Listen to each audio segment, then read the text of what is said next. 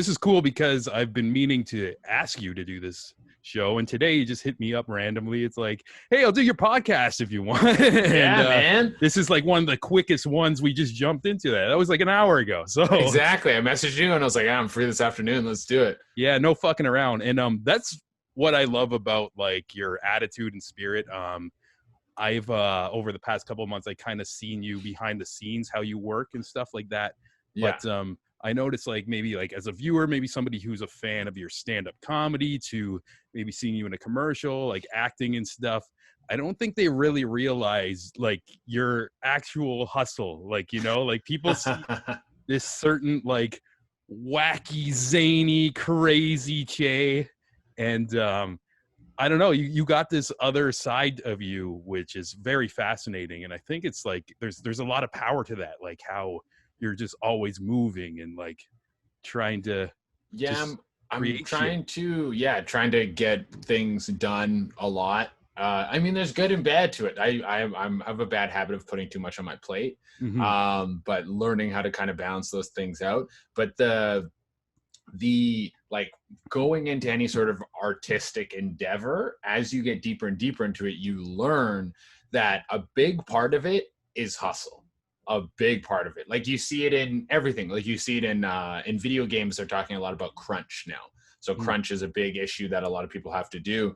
But that's like being spoken about. But in every single industry that's creative, people are working huge overtime, crunching super hard because they're doing what they love. And in these fields, if you're not willing to do that, people will take your spot. Yeah, it's true. And lots of people don't know it never ends. Like sometimes I notice like on the show, I've had comedians, musicians or whatever, they win awards, they get a movie role or whatever. And then maybe they'll like enjoy it for a second and maybe like they'll be at their movie premiere or whatever. And that's often it's just like, okay, time to work. What's the next one? What do I do now? They talk about that with guys after they win the Super Bowl and stuff. After someone wins the Super Bowl, they like have this huge depression after because they're like, what do I do now? Yeah, like the high was that moment, and then it's just like you like almost don't even know how to process it after. Like it's just like I made the dream, and then it's just like you turn into a drone or like I don't know. Yeah, now you're like now my whole life is turned upside down. I used to have a purpose, and now I don't anymore. Yeah, so beautiful and tragic at the same time. Yeah, I'm like that too. Like with this shit, like just over the past couple of years, I've had like some bigger guests and some people I really looked up to and like been fans of and stuff like that. And like people like I don't know, sometimes they talk to me and like they're still referring to guests I had like 2 years ago. Like I'm riding like this wave. Like in my head, it's like, oh, I forgot I even fucking recorded that. Like, you know, it's like no, it's on to the next thing. I think the grind is great and I find a lot of pleasure in it. Like I think there's a weird culture around it right now where you get people who get obsessed with like this hustle porn where they're like everything is about the grind, never stop, never sleep, blah blah blah. But I don't like I used to be more like that. Like my first few years in Toronto, I worked at a brunch spot. So I'd have to be at work at like 7 a.m. and I would do stand up all night. And it would be normal for me to get 4 hours of sleep several days in a row. And I was just sacrificing my health a lot. And I never saw any like long-term damage, but I definitely was getting sick when I shouldn't have. There was one day when I just straight up I pushed through not getting enough sleep, going to do shows, did like 3 shows, then went to bed like super late. And the next day I was like sick right away. And it's like, yeah, you're going to catch a cold. You're like when you push your body through that kind of stuff. And I also don't think that mentality necessarily leads to a fulfilling life. Like I think there has to, some people, if that's all they want, they only want the grind. That's great. But there's certain things that I'm not willing to sacrifice. Like I love health and fitness. And as I get deeper into that, like I'm like my sleep schedule is very important to me.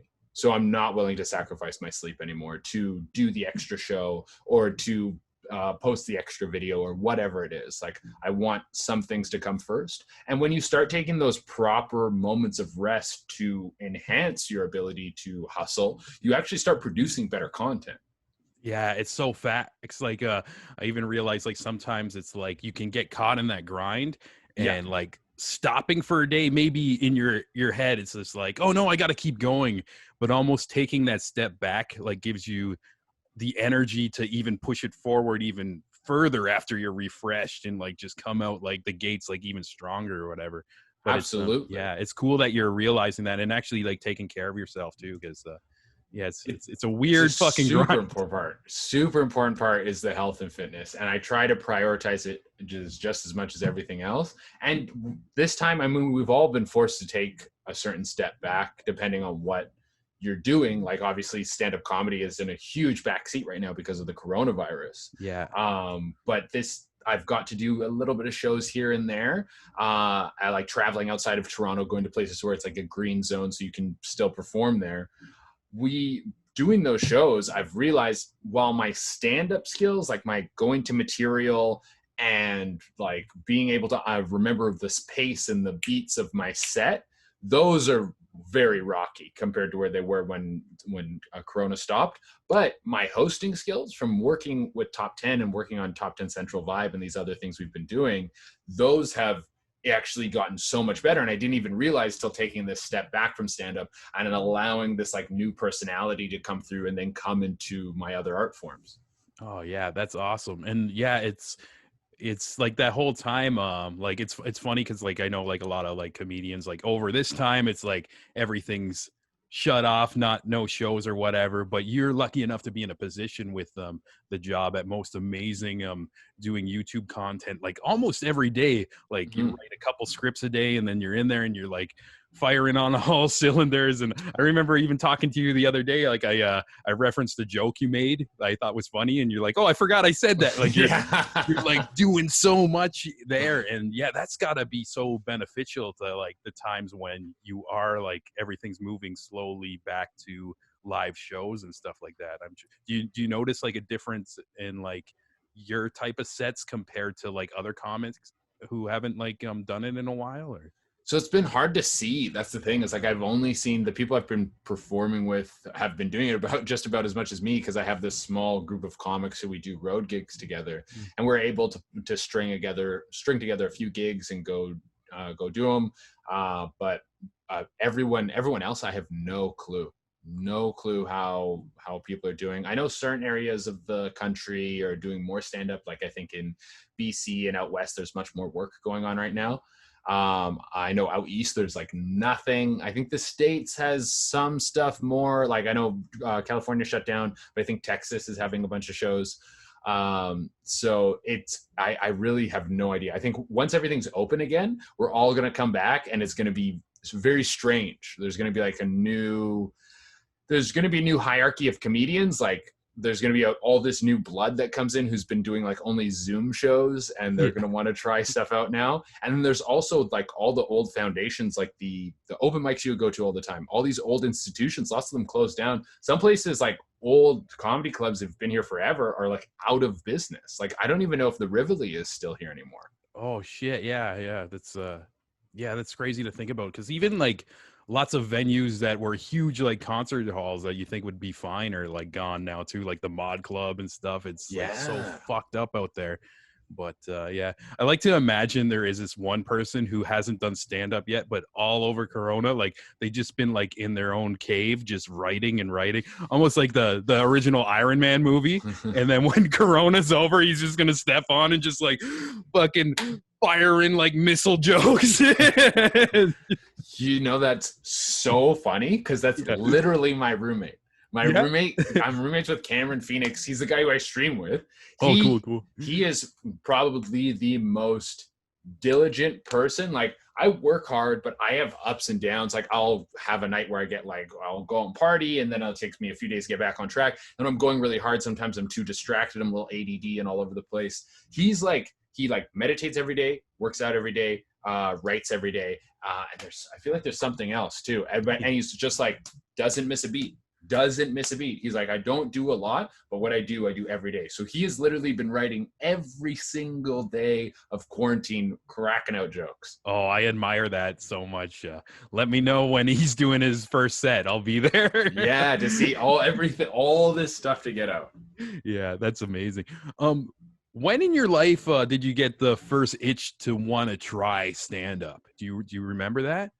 Yeah, like I guess when I was in grade 4, I did there's like public speaking in elementary school, and I did my speech and I made it comedic and funny, and I did it, and it was like good enough to get in front of the school. Like if you were good in your class, you got to stay in front of the school.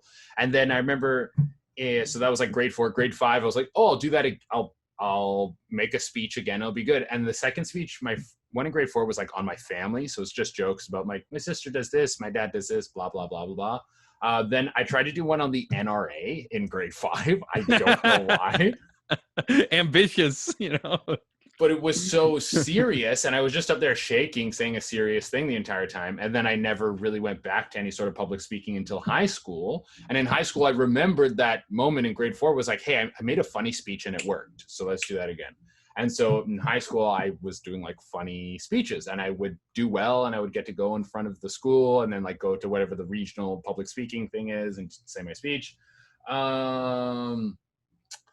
But then I like didn't do it for a while, but I consumed stand up all the time. And I think I wanted to do it, but I had no idea how to, because I thought you had to be famous to do stand up. It wasn't, I get like when 10, 15, I guess, when did I start stand up? Like 7 years ago, but I'm 28 now. So it's like, this would have been like, yeah, when I was like 14. So like almost, yeah, like 14 years ago. When I was doing those speeches and stuff, and I was doing those things to start getting into stand-up, and like probably the moment when I should have started, I had no idea that that's how you got into it. So I had no idea that you just went to mics and you went to shows and then you could start doing stand-up through that. I thought you had to be famous and people came to see you to do stand-up because you were famous. So I just left it. And then my brother started doing stand-up when I was like 21 or I guess 21. And then he started doing it, and I started writing jokes with the intention of giving him these jokes, and I just kept them, and I was like, if I can write them, just do it. And then I just did it. Yeah, fuck yeah. Do you remember like the first time stepping on stage, like how you felt? Were you like scared, or were you excited? Or I remember I don't remember being afraid, but I do remember that I drank 3 beers exactly to be like, I need to calm the nerves kind of thing. And I wasn't that rattled. And I remember the set going well. I remember it being like a fun time. And I didn't have a hard bomb until I was maybe like 2 months in or something. And I had like a really hard bomb, but then you like bounce back from your hard bomb, and if you can do that, then you can just keep going. yeah, definitely, like feeling like the both sides of the scales, like to the very high to the very low. And yeah, I've dabbled in it over the years, and I've had like some really great sets and some really shitty sets. But it was funny, it's like my first time was great. Like I won a competition for first timers. Oh, right on. Then like I don't know what was going on in my head, like in my brain, like the ego was like going crazy. It's like, I'm the fucking best, I'm gifted. My second one, I bombed so hard. I like barely prepared, and I thought I could just wing it. And I was like up in front of like some really well like seasoned comics in like Hamilton, and the room was just like dead silent. I was like, oh man, but that's back. But I'm kind of glad I had both of those experiences. Oh, for sure. It's good to have those experiences, and it's good to have those bombs. And that happens to everyone who has a good set, because like you're literally getting high off of this. You're getting like a blast of dopamine of like getting these reactions of every person laughing in the room. And so you do get off stage feeling like the man, feeling like you could do anything. And so you having those bombs puts you back into place, but you get that all the time. You'll get comics that come from outside of Toronto, from like smaller areas. Like you get like the funniest guy in like Cornwall or some shit like that, like some smaller town. And they'll come to the big city, and then they'll try their hand at stand up, trying to be like, I'm so funny. And they'll go up and they'll bomb and they'll bomb and they'll bomb and they'll bomb and they'll bomb. And some of them break and just leave. But some of them can endure and then like, and keep going through. But it is the bomb, being comfortable with the bomb is a very important part of the process. Yeah. It's almost like, and you got to be comfy with it too, because that's where you're learning. Like when you fuck up, like I always say, like the Yeah. best lesson is a good mistake, but then it takes a certain type of person to kind of step back and analyze, okay, what went wrong? Or I guess some people are just like freak out and maybe never be seen again. They're just like, I can't go there again or even think about it, like type of thing. And No, yeah, some people like, yeah, some people can't handle it, and it's fair. Like stand up is something I never have understood why people are hobbyists at it. Like if Mhm. you want to be, I'm not going to tell you not to. It's just I don't get it because it takes so long and so much work to get the good shit out of it. So if you are only doing it as a hobbyist, it's like only the worst parts of stand up all the time.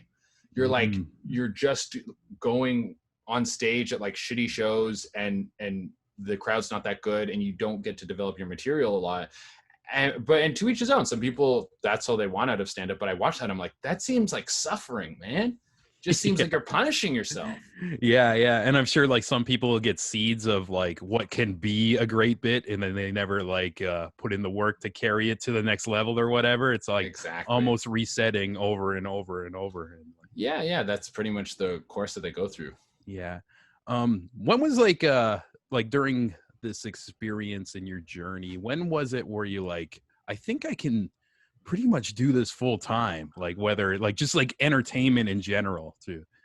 I think when I made the move to Toronto, like I was doing it in Mexico first. That's where I started doing stand up. Oh, But I I was so are you originally from Mexico? I think you told me you were from Vancouver or like Yeah. I grew up in BC until I was like 18, and then I traveled around for a little bit, and I ended up in Mexico. I was a scuba diving instructor out there, Oh, and cool. yeah, it was great. It was super fun. That's amazing. And that's when I like my brother started doing stand up, and I was writing these jokes, and I was like, I was literally gonna like scan them into a computer and send him these jokes. And then I was just like, just do it. And I found one place in the city we were in that did stand up. And it was just it was a bunch of Canadian guys actually who were doing shows for expats. And I was like, yeah, let me give this a shot. And so gave it a shot. It went well. And then we would do shows once a week. And I did that for, I want to say for like a year out there. Maybe a little longer, but just like once a week we do shows. And then there was gaps when like September they didn't do any shows because it was really slow, so there's no tourists. And I just kind of got a feeling for it, and I'm really happy I started like that, because if I started in Toronto, I might have not done it. Because starting in like the city, while I think you get a head start on everyone else because you're going to be getting way more stage time way faster, you're going to be able to make more mistakes. You're going to get punched and hurt and roughed up like by stand up way worse in the city. Like when I came to the city, I had that same chip. I was like, I'm fucking so funny, blah, blah, blah. And I came and I got roughed, but I at least had a few jokes where I could have okay sets here and there. Yeah. Um, and but it was that first year in Mexico where I was like, got the foundation of understanding how to do stand up. And I got good enough that I was like as good as the people around me, or not as good, but like where could see myself improving, and I loved it. I really loved it. And I was like, okay, this is what I want to do. And it was the only thing in my life that I ever made a choice on that was mine, that I was like, this is what I want to pursue. Like when I was a kid, I started boxing, and that was because my parents put me in it. And I was like, I did that for like 6 or 7 years. The scuba diving, my parents were like, you have to go straight to university. So I found a course through university to do scuba diving. And that just like, I moved to Mexico just to keep chasing that and like to kind of move out of my house and be on my own. And then, so stand up was the first thing that like I started doing, and I was like, I like this. I'm going to pursue it. I'm going to make my choices on this. And it was the only thing I ever worked hard at too. It was the only thing that I ever started like writing jokes for. I would push myself to get better at it. I had never worked hard at anything ever before in my life. School, I copied off of everyone. I like seed my way through all my education. Didn't like read anything, didn't do any homework. I didn't even read my first book until I was like 20 or 21. I And relate to that, man. I was like, I don't want to do anything. I had no inspiration in life. And this was the first thing that made me feel inspired and made me feel like I could be great at it, and made me feel like I could, if I worked at it, I could produce something worthwhile. When I was a kid, my dad, I used to throw my backpack in the corner all the time and I would get C's. And my dad said to me, he's like, you come home, you put your backpack in the corner, you don't do any homework, and you get C's. Imagine who you could be if you tried. Mm-hmm. And when I was doing stand-up, that was literally ringing in my head. I was like, okay, I'm going to try really hard at this. And then I was like, if I want to do this, I need to go somewhere where it's happening. And I sold all my scuba diving gear and I moved to Toronto. Yeah. Oh, that's amazing. And I think it's a sign when you have that kind of fire that almost like as you explained it, like you're saying, like it changed you, like how you were as a student and everything. And then all of a sudden, like maybe like teachers like back in the day, they know you as like this lazy Che who does fucking dick all, but now like you're working harder than everybody. Like I see you almost like every day or every couple of days of like just your hustle and stuff like that. And it's I think it's totally means like you're doing what you're supposed to, if like that's I hope so. fires like, there like I feel like the content that like we're making on Vibe, like I feel great about it. Like I feel that we're putting stuff together that I'm like, it's an authentic presentation of my sense of humor. And it's taken me a long time to get there. And that was something when I was last gigs I did, since Vibe has kicked off and since stand-up has been put on hold, I haven't really got a chance to host. And it was like my first time hosting again. And I was like hosting like I host on Vibe. And it was so authentic to me and translating so well into stand-up. And I was like, oh, now I'm in such a better place. And I feel like I am doing what I'm supposed to do. Hopefully to an extent, like who knows where I'll be 10 years from now. Yeah. Do you find doing those Vibe things kind of cathartic? Because I find as an editor, it's like just freeing. There's no fucking rules. Even I feel like you're almost an extension of my type of humor as well. So even though I'm not like saying all the jokes, I'm like, yeah, this is the shit I want to put out, and maybe I'll sprinkle a little spice and explosions and stuff on it. But yeah, how does it feel to just get in the zone and stuff like that and just let loose? Because that's what you're doing. Like I get all the raw footage and there is very little I cut out too, which a lot of people I don't think they know when they watch that. You're just like sometimes fall into a groove of a tangent and it just goes places and it's fucking like it's magic, you know? I think that the thing that Vibe has really helped me with that is like an improv thing, and I took improv acting lessons, which helped me a lot in acting. I wanted to like book more commercials and stuff, and so I took some of those things I learned there and I applied them to Vibe. And it's just that the first idea you come up with, roll with it. Don't like, if you think of something, don't go, oh, it's not good enough, because then in that moment you're going to start second guessing everything you do.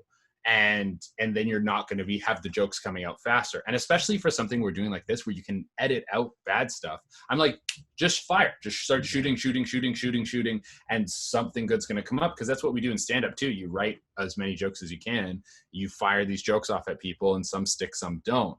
But I think understanding how to do that, understanding how to just like let whatever comes to mind flow out of me in joke form, but also years and years and years of doing stand-up, the whole thing they describe of like finding your voice, I don't think I'm there yet, but I do think I've honed in on what my sense of humor is. And in the last, like, I would say like 2 years ago, I understood what my sense of humor was and how to start writing jokes like that and having the audience respond to it.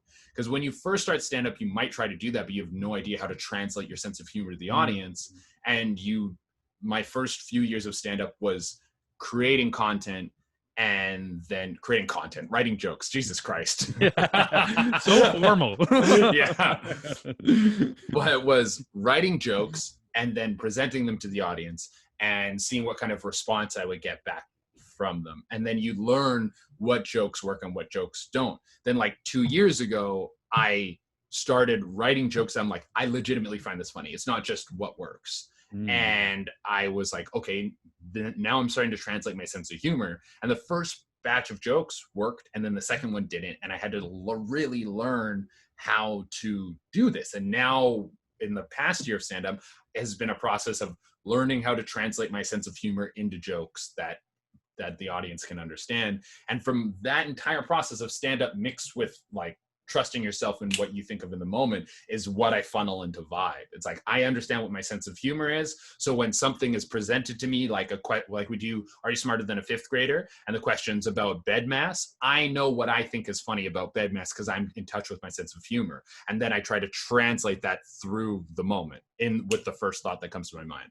Yeah, and it seems like I don't know, you've been like obviously practicing your craft for like so many years, and just that style of humor and stuff. It almost turns into like when I watch like the raw footage back of stuff, it seems like this unconscious flow you like snap into. It's almost Yeah. like if you see like a great guitar player just soloing but not knowing where it's going to go and end, but it does have like that ending like punch to it and stuff like that. It's Yeah. I don't know. I just appreciate it. I think like on another level, just being able to see you do your things behind the scene too, and it makes me just want to work harder at shit, even though I'm doing different things than you. Like, But you like your understanding of comedy is like so like that's what makes the video so good is you're able to understand what the punchlines are, what the jokes are, what the bits need to be edited in, color changes, like flashbacks, all these kind of things. Those and like those enhance the video tenfold. The editing is so important, and you have a keen eye for comedy.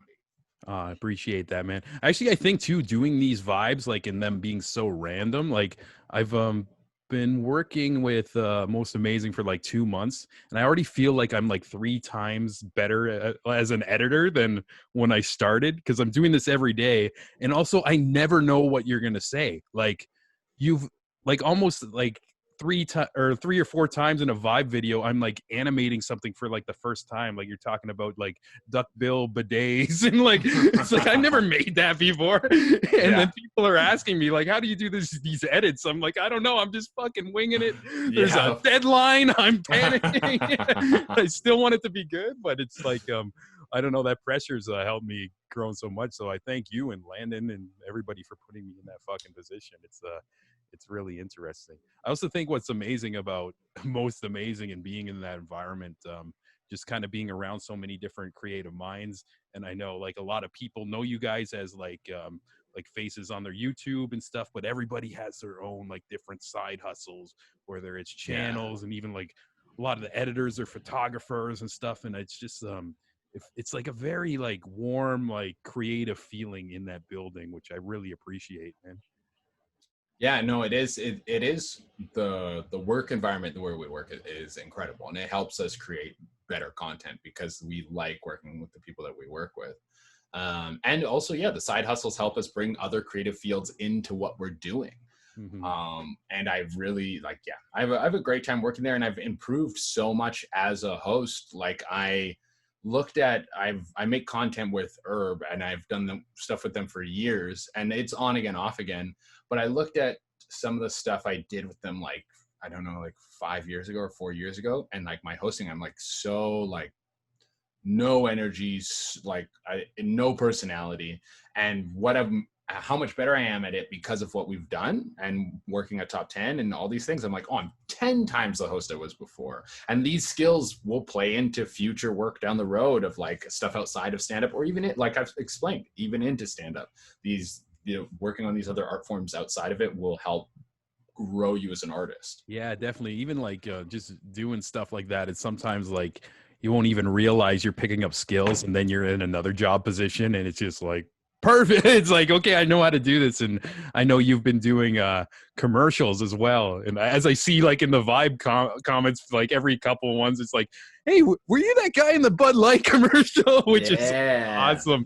But yeah, so like outside of like the comedy, the YouTube stuff, you're on the hustle. Like I think even like the other day, we were just small talking, and you're like, oh, I'm busy today, I gotta go to an audition after that. So you've been like actively getting out there, even like throughout like these corona times, and still working and getting these gigs and stuff. How was that side of the stuff, like commercials and like acting? I have been super lucky that I've been, like employable this entire time. Like the acting stuff has it shot up, and now I think it's coming back down again because we went to a second lockdown. But it got super busy because there was a bunch of work that was getting pushed up from the States to Canada, and Canada is trying to make more film and they're trying to build the film and television industry here, and that's not my be all end all, but I'll take what comes 100%. So I've been super lucky in that front. I've been like focusing on Twitch and YouTube and stuff because like the game space is something I've always wanted to do stuff in, because I've been like obsessed with video games ever since I was a kid. So if I can take my skills as an entertainer, like I looked at like what Joe Rogan has done. Joe Rogan was like a fighter forever, then was an actor, and it's like he meshed that into being a UFC commentator. It's like the perfect blending of the two worlds. Yeah, so yeah, and like, he's living his best life. Like all his like favorite interests, he's like just making a living off of it, and like at the highest level. Like it's absolutely. So I'm like, that's awesome, man. He gets ringside at every awesome UFC fight and gets to commentate on it. Yeah. And so I was like, okay, what's something I have a long backlog of knowledge on that I can take from, and I can apply the skills that I already have. And I was like, I know so much about video games. Like I listen to a daily video game podcast, and I'm like, I should do something with all this knowledge. So that's another thing I've been doing in these times to like keep myself working on stuff, keep myself doing things, and make sure I'm like expanding on passions that I like. Because as much as the acting stuff is great, it's not, I don't find it as fulfilling. And I don't consider myself an actor, because like real actors do like hard scenes, and like I've never even done like, I did like one scene in a short film once. I've never, and besides that, it's only been commercials. I've never done like a monologue or like a back and forth or like anything like that. That's like something that's way outside of anything I know, and I don't know if I want to learn those things. Yeah, you kind of slipped into one at the last vibe, the Tony Montana in a way. Yeah. It's good times. See, that's fun. That's fun. And like I would maybe do like sketch and stuff like that. Like I think those things would be really fun. Yeah. But no, I don't know about acting. I don't know about it. Yeah. Yeah, it's interesting, but yeah, that's cool that you're doing the stuff with the video games as well. It's like it makes sense, you know. And if you can have fun and like be productive at the same time, that's like, I don't know, for me, that's kind of like the best feeling too. And I had a similar like inspiration with doing the podcast as well. It's almost like I just love really good conversations, and I listen to way too many podcasts.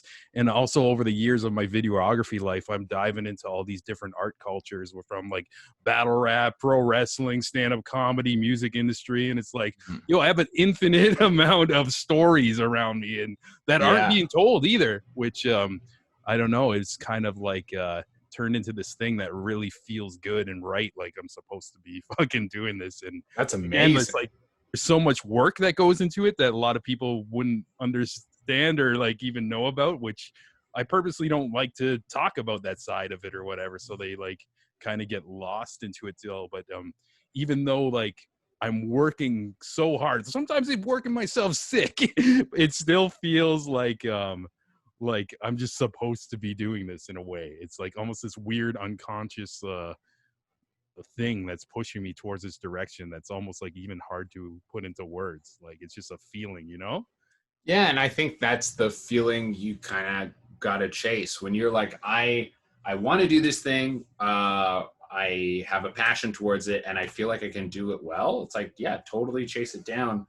No matter what it is. Like some people uproot their lives to go chase something they want to do, and they're so much happier afterwards. And it's I think that's an important thing to do, because I don't know, if you don't do that, then you're just kind of like sitting around waiting for what? It's like, what's the point in all this? We might just all end up dying, being holes in the ground afterwards. So it's like, at least have a little fun on the way.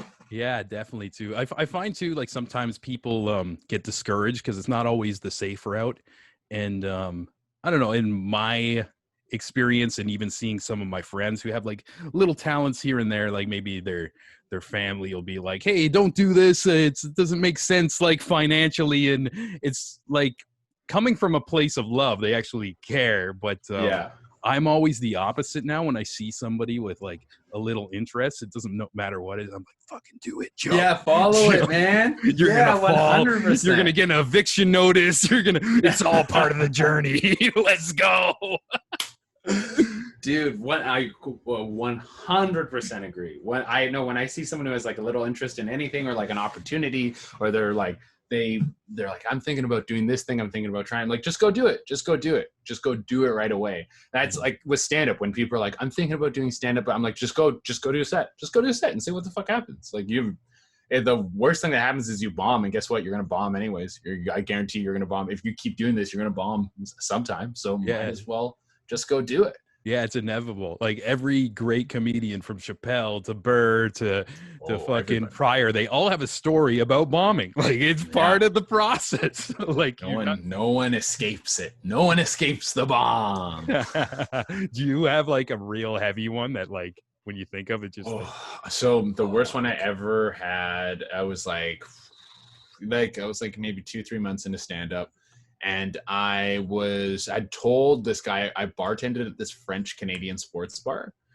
So I was in Mexico. I worked at a French-Canadian sports bar, which is bizarre. But this is something that's like actually common. A friend of mine said that he went to a French-Canadian bar in Thailand.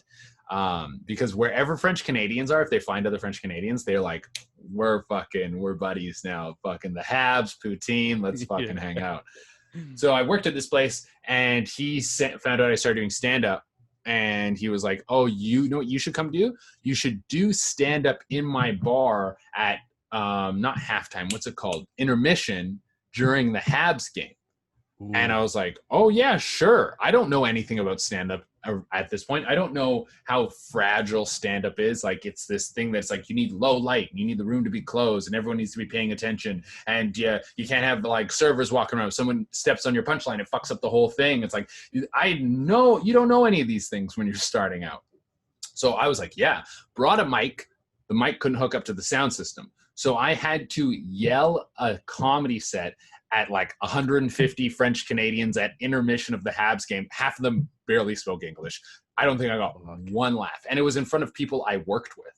So in front of, I didn't tell them, I'll be doing stand-up, it's going great, all this shit. And it's in front of people I work with. I eat a horse's dick so hard.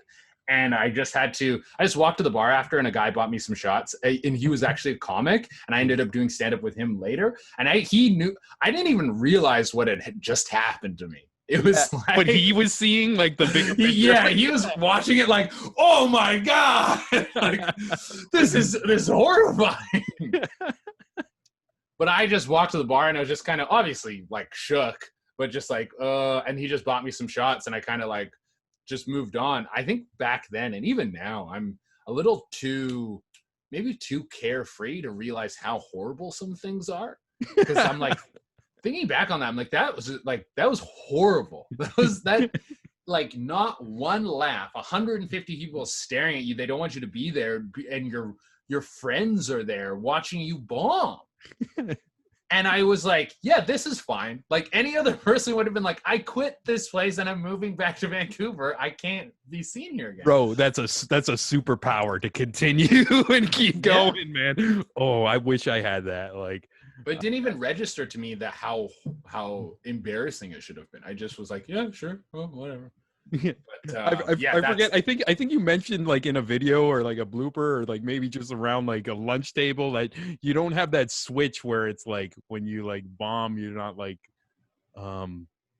you're not humiliated by like a lot of things or you have to be able to deal like now, like later in stand up, it has to like if I had that level of bomb now, I would be like like I would feel shitty. Like say if all my friends came out, I went back to Vancouver, they haven't seen me perform in so long, and I bombed in front of everyone, some girl I like is there, I would feel shit, but I'd be like, hey man, that's the game. And I'm so much more immune to it now.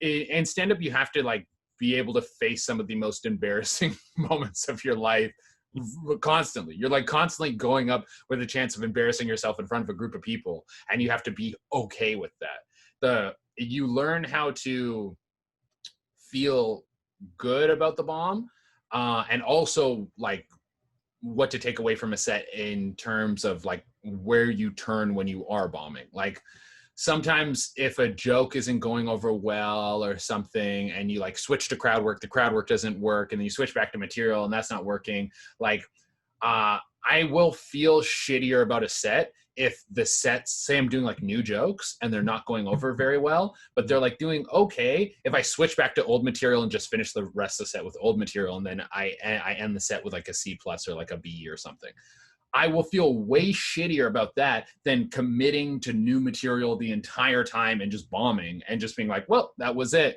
And like, I'll never do that on a show when I'm getting paid or like that's substantial. But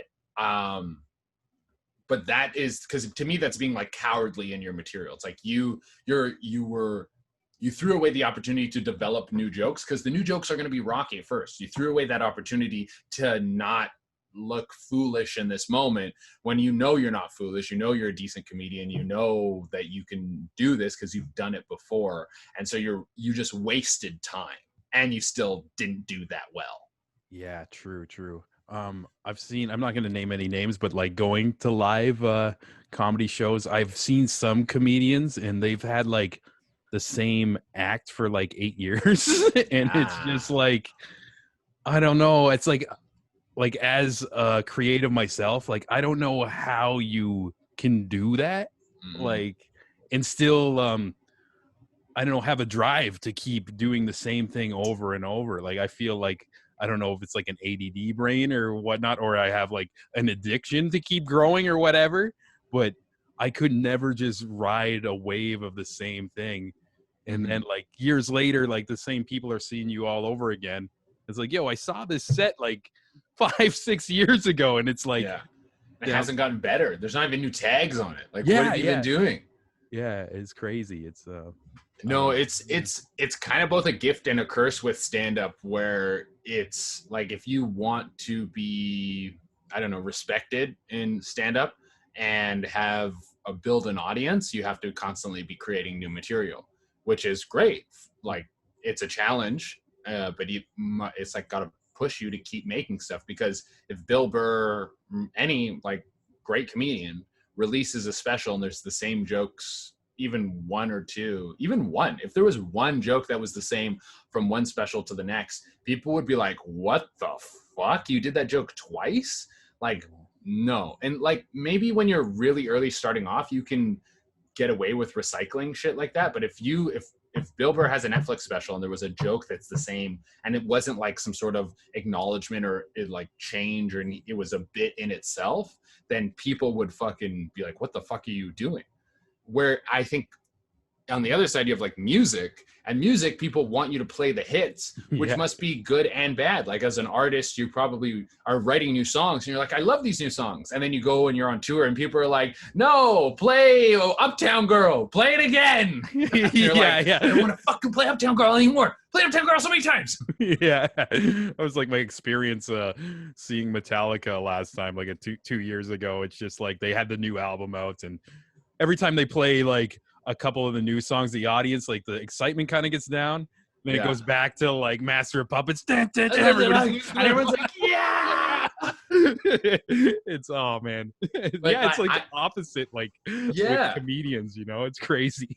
And I don't know what that's like for a musician. I've never been a musician. So maybe they do like playing the classics over and over and over and over again, but maybe they don't. Maybe they want to just be like, hey guys, like this new shit, because I don't want to play this old shit anymore. I've had Kim Mitchell on one of these episodes, and I asked him about his song Patio Lanterns, which you hear every time you turn on fucking Q107. I asked him if he's sick of fucking playing that all the time. And I've heard from other musicians, like they hate playing their big hit or whatever. But he said like the best answer, he's like, you know what? That song got me my home. It got me everything. If people want to fucking hear it, I'm going to play it. And then maybe he'll do the solo a little differently or whatever to make it interesting for himself, or like add, like change a couple words just like on the fly or whatever. But he's like, man, you got to kind of realize what brought you to the dance type of thing too, which I thought was a cool mentality too. Cause like, I don't know, like I can't imagine like just like, I don't know, hearing like a song like that over and over and over and over. Like I get sick of playing. It might drive you crazy, but I mean, from the sounds of it, he still is having a great time with it. Yeah. I know some comics will they like I heard, what's his name, Patton Oswalt. I heard Patton Oswalt does this. He'll do his set, whatever his new set is, and then say that's like an hour or 45 minutes. At the end, he'll do like an extra half hour or so, and he'll just be like, "Hey, yell out anything. Yell out your favorite bit," and people will be like, I don't know, what's that Patton Oswalt bit, like KFC bowl or like orgy or something like that, and he'll do old bits for people. He'll do the classics that people want to hear, but after he does his new shit.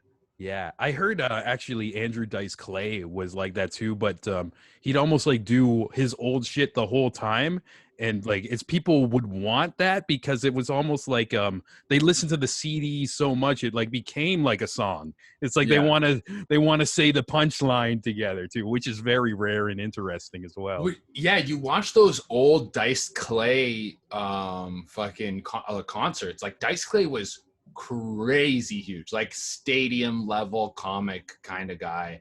And his shit, like people are yelling out the punchlines with him, and it's like so bizarre to watch stand-up, because stand-up, like I don't know, from what we understand, and even all the stand-up that was happening around him at that time was like, you come in, you sit, like if there's hecklers, you shut a heckler down, but you don't heckle, like it's not encouraged. His sets, it's like a rock show. People are like, ah! Like getting up, like yelling the punchlines with him, high-fiving and shit. Like it's wild.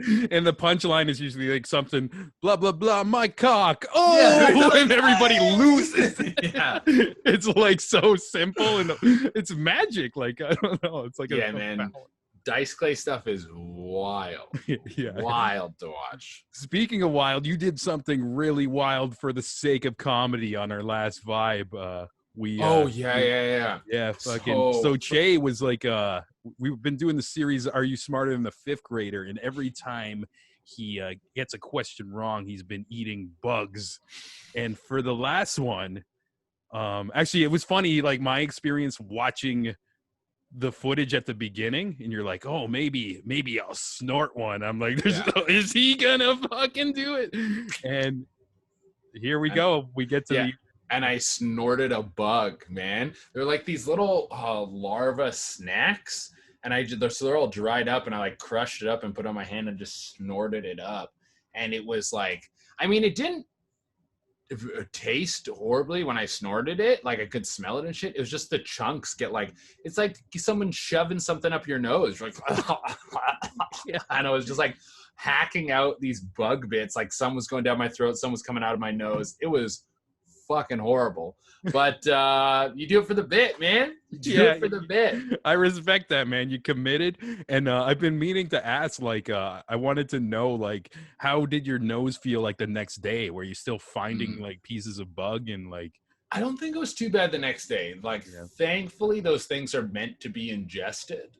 So I think it broke down fairly easy. Or I think if it was maybe something like I don't know, something that doesn't break down as easily. Like if it was, I can't think of something off the top of my head. Maybe like pixie stick or something. It might have hurt a little bit more. Oh yeah. I don't know. I don't snort a lot of things, so I'm not sure. I don't have a lot to compare it to.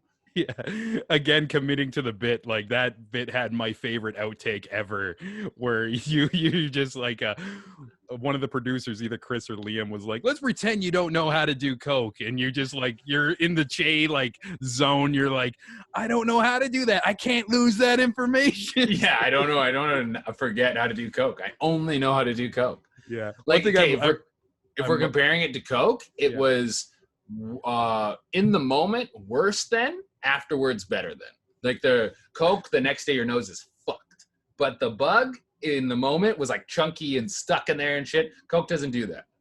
Reverse coke. Snort bugs, kids. I'm kidding. But yeah, we've been talking a lot about Vibe and Most Amazing, but you yourself, you have your own YouTube channel, am I right? Absolutely. We got Little Dinky News. That's what we got going. That's me and Cameron Phoenix. We basically just, the crux of the show is us talking shit. We talk shit about whatever we're doing, and then we stream and we play games. So we stream simultaneously to Facebook, Twitch, and YouTube, and just to like get it out to as many people possible. And then we're taking the streams and we're cutting it down to like 10-minute chunks, and we're just throwing it up there so people can digest it really quickly and can get the content all that way, or they can come watch us do the full stream if they want. And it's super fun, man. It's just playing games and talking shit and having a good time. And it's like, it's combining a lot of things that I love to do. I love doing stand-up. I love playing video games and meshing them into one. And we like to play anything that allows us to harass people. Like, we've been playing Red Dead Online recently. Oh, there you go. Yeah. Oh, any shooter is like toxic so online. So toxic. So toxic. So we're like, anything toxic or weird. People really liked when we played this game called Stilt Fella, which was like a stilt walking sim game. And it was so fucking hard. We didn't even beat it. We got deep, but the level gets so fucking hard.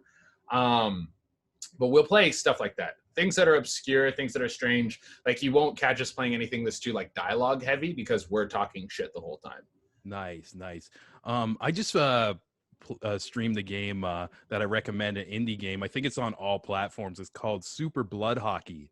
It looks like NES ice hockey, but there is a story mode that's so fucked. So you're a coach, you name your team, and then you it's almost like an RPG, and so you're getting criminals like from a log. You can see their records and stuff.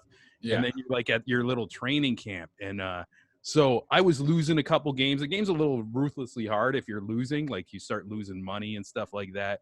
Mm-hmm. And it's very violent. Like, your players can die. And if you don't have money. Like, so I learned, like, I had my, a teammate die.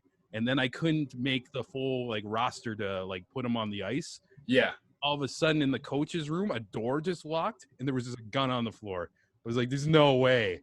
And then you go and you pick up the gun and he just offs himself. Really? Yeah.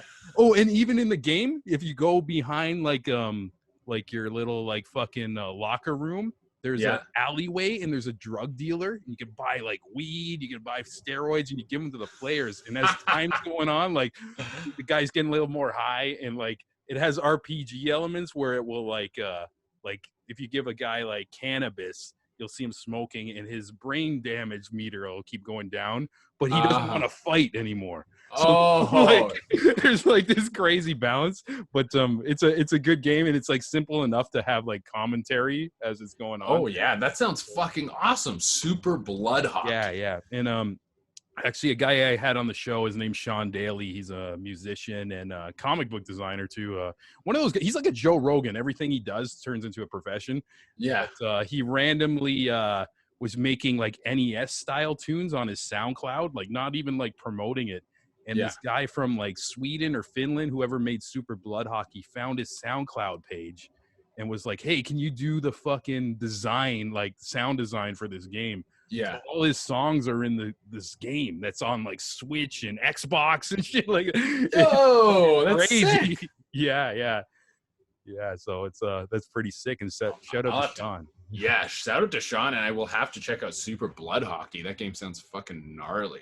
Yeah, I love like old school stuff like that. Yeah, there's such like a resurgence now, which I just love too, like being an old gamer and everything. Yeah, the classic games have come back in a big way right now. You're getting like a lot of the Metroidvanias, a lot of the 2D side scrollers, and I think it's like small studios like trying to get with something that like hits well, like the good indies. Like you had like Fall Guys come out. Fall Guys was like a smash hit, and like what's that car soccer one? Rocket League, yeah. Yeah, those are all great. I like just burning through these games, man. Like I love like a little indie that takes you a few hours to beat, and you're just like, sick. That's great. I put my time in. I had fun with it. That's it. Also, Phasmophobia is another one that people are all going crazy over right now. I was watching footage of that. Like, I haven't played it. It looks so cool. Like, basically, like, kind of like doing like Ghost Hunters type of thing, but like with a team. It looks really scary. I like that. Yeah. But anything gaming, man, I love it. What do you game on? What's your platform of choice? Right now it's been like PS4 and Switch. I wish I bought a Mac for like editing purposes and stuff like that, but now like I wish like I had a PC just because there's so much good shit on Steam, and like I get some of the indie games on Mac, but not all of them. Like a lot of them are just made for PC, so yeah, I think that would have been my main thing, but right now it's just kind of been a lot of like indie games on Switch actually lately. Yeah, no, I think if you can get into the PC gaming space, I just got my first gaming laptop like a year ago, and it is the way to go, man. It's the future of gaming. I'm convinced now. I'm still gonna get PlayStation 5. I'll suck someone's dick right now for a PlayStation 5. Jesus Christ, those things are so fucking hard to get. But PC gaming is like, it's because you get everything. Everything's coming to there. All like the best indies are there. If you have a strong gaming PC, you can play all the Xbox games on the Game Pass platform. Just throw them on there. It's the way to go. Amazing. I got to get that set up too, because like the last few generations, I've been a PlayStation guy.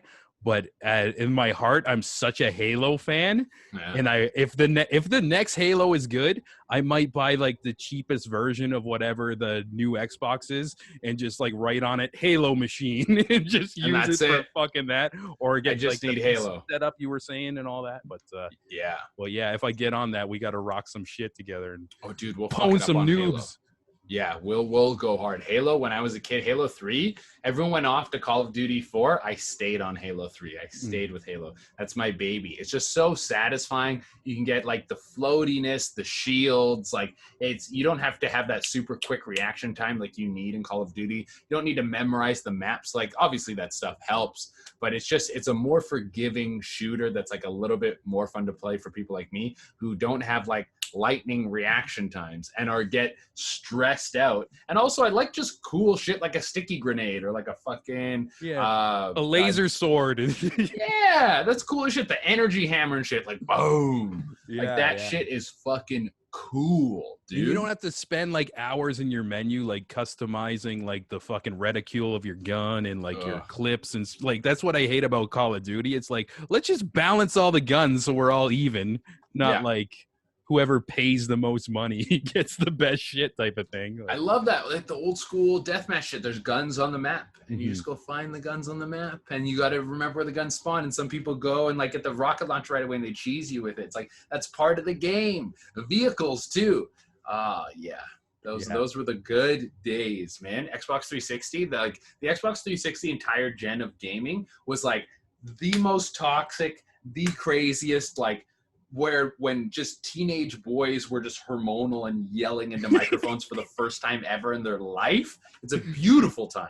Yeah, it's so facts. So I'm a couple years older than you, and I think when I was 14, the original Xbox, I remember the day Xbox Live came out, and me and my buddy, we bought it, and it was like the first time you can put on a headset and talk, and it came with this game called Mech Assault. So it was like a bunch of mechs all fighting. Yeah. And that day like blew my mind. I got in a fight with like this guy. I swear he must have been like 50. And he's like, I'll fucking kill you. He's like, what's your address? And I got so heated. I told him my address. I'm like, come over, bro. Come over. And then for like a week, I was like thinking about it. Like, oh, I shouldn't have did that. And like, I'm sleeping with like a baseball bat in my room. I felt bad because I'm living with my family and shit like that. That's so fucking wild, man. No, that is, those old school days. There was a buddy of mine who talked about a Halo 2 match. Halo 2 was original Xbox, I think. Yeah. I was big into that, like huge. And it was like right when Xbox Live was budding. And he's like, there was one Halo 2 match they played that I think was a 16 on 16, if you could do that, or it was 8 on 8. Yeah. And everyone on one team was Canadian and everyone on the other team was American. Oh, and God. He said it was the most savage match. Like, it was so savage. People were like killing people and like blowing shit up. They're like, boom, just like the Twin Towers. Whoa. This is like years ago. Like, that shit was so fresh. Yeah, that's like 2 years old when like Halo 2 came out. Yeah. And he said it was so vicious that he would like run into someone who was in that match with him, like an old buddy, and they'd be like, "Hey man, you remember that match, that Canada versus America Halo 2 match? Like, it was iconic for them." How could I forget? That Yeah. was the pinnacle of gaming. God, I loved that shit. Yeah, Man. even So for good. a good couple months, they had a thing where it was called voice masking, and you Yeah. could change your voice to sound like a robot or like the killer in Scream. So Yeah. people didn't even have their own voice. You just hear you're freaking, and then like some 12-year-old's calling you the N-word, and he's like white and he's yeah. living in his like parents' basement. Like, The amount of racial slurs that were thrown over original Xbox Live is it might be the most condensed area of racial slurs of all time. They're like flying over there like crazy because now they filter that shit out. Now you can't get away with that. Like PlayStation has something where you can get banned from your PSN account and all that kind of shit, which is fair. They're trying to make it like a more hospitable place for everyone. But yeah, when they couldn't keep records of who was throwing around the N-word like it was nothing, it was fucking dirty. yeah, it was like a Wild West moment. I'm Oh, glad I yeah. could live that just to see the darkness of humanity. Yeah. Original Xbox Live is Because gamers are petty and rude and shitty. I'm one of them, so I know. Like, you don't fuck with them because they love griefing, they love trolling. Like, you know that World of Warcraft funeral thing, right? I don't know about the funeral thing. Yeah. There was like I think this was back when it was like vanilla World of Warcraft, and there was someone who died in real life, and people it was on their server was a like very prominent character, so they had a funeral for their character in the game, and this was someone who was friends with both Horde and Alliance, so people came to the funeral and everyone disarmed themselves to be like respectful and do this funeral, and a group of people came and murdered everyone at the funeral. Oh my God. They came and just fucking killed everyone, and people were like, you're horrible, and it's a horrible thing to do, it's a fucked up thing to do, but Like Game of Thrones, Red Wedding shit. that's what gamers love, man. They love to just troll and grief and fuck with people, man. Yeah. And it's some of it's like just comes from a place of sadness because they got nothing else. They just have this game and this like fucking shitty life, and they're just taking it out on strangers. And like, there's weird ass subcultures of gaming, like, you know, like EverQuest and like Asheron's Call and like these old MMOs. They're all offline now, but people have created like private servers for them where you can still play the game.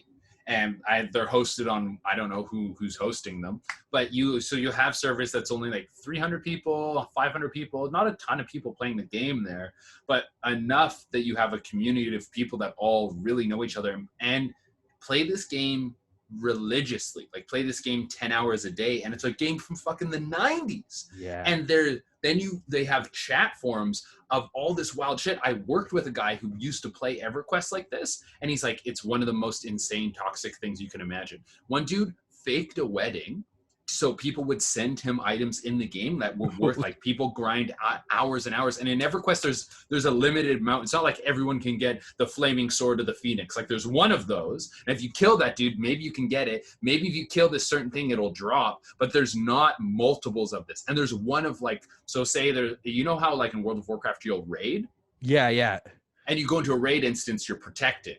There, the raid monster's out in the wild and anyone can come attack it. So they would like have the other guild as like attacking the raid monster, and then they would aggro a bunch of monsters and run towards them. So they get this flood of shit that just starts fucking attacking them, and they would just fuck with each other. And so there's like this chat form of like people, this dude faked a wedding to get items in the game. One dude got kicked out of the server and he threatened to kill himself. He like posted a video of him holding a noose and shit. Holy shit. It's like deep old feuds between people that only play EverQuest that's from the fucking 90s, man. It's been going for 25 years. It's insane, man. Yeah, man, MMOs are dangerous too.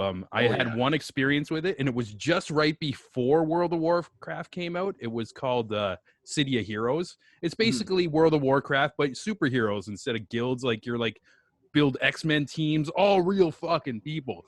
And I swear it was like heroin to me. Like, for a good like summer, like I lost the summer in my teenage years because all I did was work, and I'd go on this game, I'd see the same people, Next thing I know, it feels like a blink of time and the sun's coming up.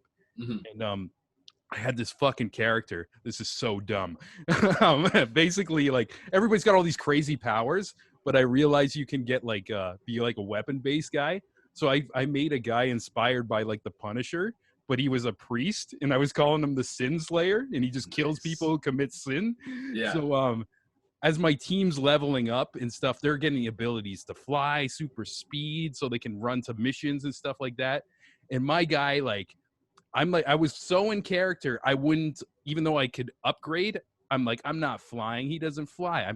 They'd have to wait for me. I'd take all the subway trains, and they wanted to kick me out of the guild. I'm like, no, like I was the Sin Slayer. I'm like, he doesn't fly. He doesn't run. Yeah. And, this bitch wasn't on who like had like a teleporting power. Like, they had to wait all night for me. For you to get around the city. Get That's around so town. funny.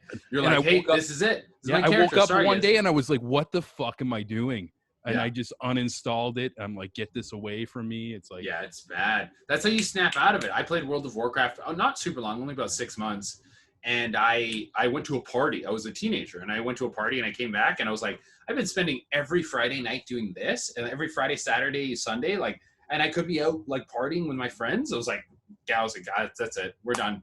We're done with World of Warcraft, man. It was, but it is so addictive. But the genre's kind of died out, and they need to fucking. I think there's still possibility to bring it back if you make it mean again. It has to be mean. Yeah. Us as humans, we thrive on the primal, visceral shit. And now it's like watered down. People are like, oh, video games aren't that exciting anymore, you know? Like, well, I like the idea of there being a world where there's real investment. Where there's like, there's only a certain amount of items, there's only a certain amount of things, and you come in and you can like fight and try to get your way. But like, if a dude has the Staff of Destiny, it's like there's one Staff of Destiny, and it's like that dude can come and like wreck people and kill people, or you can try and kill him, or like whatever it is. But I think if they do stuff like that, it could potentially help the genre come back. But for now, there's no way. For now, we have Fortnite. Yeah, and you know what? That's good for guys like me and you who have other ambitions in life, and we can get shit done. You know, we don't have to live there. Even like I hear a lot from Rogan, like he used to be big into Quake games. Yeah. And I think for a while last year they installed like a new one like in their office, and he's like, I had to fucking get rid of it. It's just like he was like, fuck this. Yeah. No, and not because he hates it, because he likes it too much, like in a dangerous way. Yeah. No, a good game is. Good games are hard to come by. Not hard to come by. There's tons of good games, and there's good games for everyone. But it's like sometimes you can't get the one that just really itches the spot right. Like the new Doom came out this year. That's like, I love those games. I was playing it before we started this. Oh, right on. I've already beat it, and then I was like, well, I need something to dick around in. So I just started up a level, and I was like, I'll just fucking rip. I'm like, this game is fucking great. Oh yeah. It just feels good and everything. But when you get hooked into something like that, a good game, it's like, I don't want to put it down. Like I don't want to go stop and go work out or talk to people. Like I just want to play this game. That's it. Yeah, I have that seed in me too. When I find the right game, I'll just go full bore with it. But do you feel like you get that similar feeling like in your life when you jumped into like comedy or like pursuing all this stuff where you just had that obsession and you can see where it leads and it keeps going and going? It's like infinite, like leveling up and everything. Oh yeah, absolutely. There's tons of similarities in that. Like I really think that you're like this same pursuit we're going through with like stand up and entertainment and all these kind of things. You get this gratification, like a similar gratification to like beating a game or beating a level or beating a hard boss, like that you do when you're like push further in your career. You feel so fucking good when you've been working towards something. Like I recorded an album this year, and like working towards that and being able to record the album and hearing like the final product, I'm like, fuck, I did that. I spent years putting the material together, learning how to do stand-up, doing all this, organized everything, got the album out, and I'm like, fuck yeah, man. Like it makes you feel like you can actually make it happen in this. I think the biggest difference though is like, there's like a sense of security when you're playing a game. You're like, you can restart and do things as many times as you want. When you're in entertainment, it's like you have to constantly be chasing what that next bread is, because you never know when it's going to stop coming. Like for a lot of people, this coronavirus hit, and it's like, oh, I have no backup plan. I have been doing stand-up or doing whatever it is in the entertainment space, and like I can't now. And you're like, what the fuck do I do? Yeah, and that's scary. It's like it was so Yeah. unexpected too. It's like a lot of people, like all our lives have been changed by it. It's Absolutely. wild. But Che, I want to thank you for bringing great energy to this show, man. It's always infectious. I feel blessed to be around guys like you and other people at the most amazing office lately. It's I don't know, it's you guys have been really fueling my fire creatively and like helping me grow too. And it's cool to just even like tap into like your whole story too, because usually like when we see each other it's small talk or we're talking about what we're doing and everything. But yeah, this has been a great talk, brother. Yeah, man, I had a great time, dude. Thank you so much for this. I really appreciate you having me on.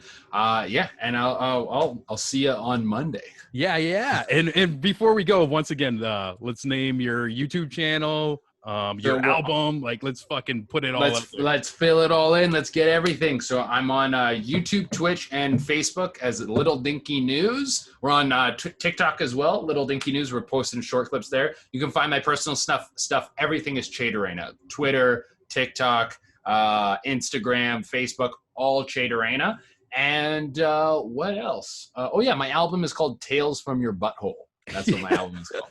Very fitting. And yeah, for people who are listening to this on iTunes, Stitcher, Google Play, Spotify, we're going to end with a little clip from Tales from Your Butthole, or from the butthole? From my butthole. From Che's butthole. Thanks. Catch you next week. Peace.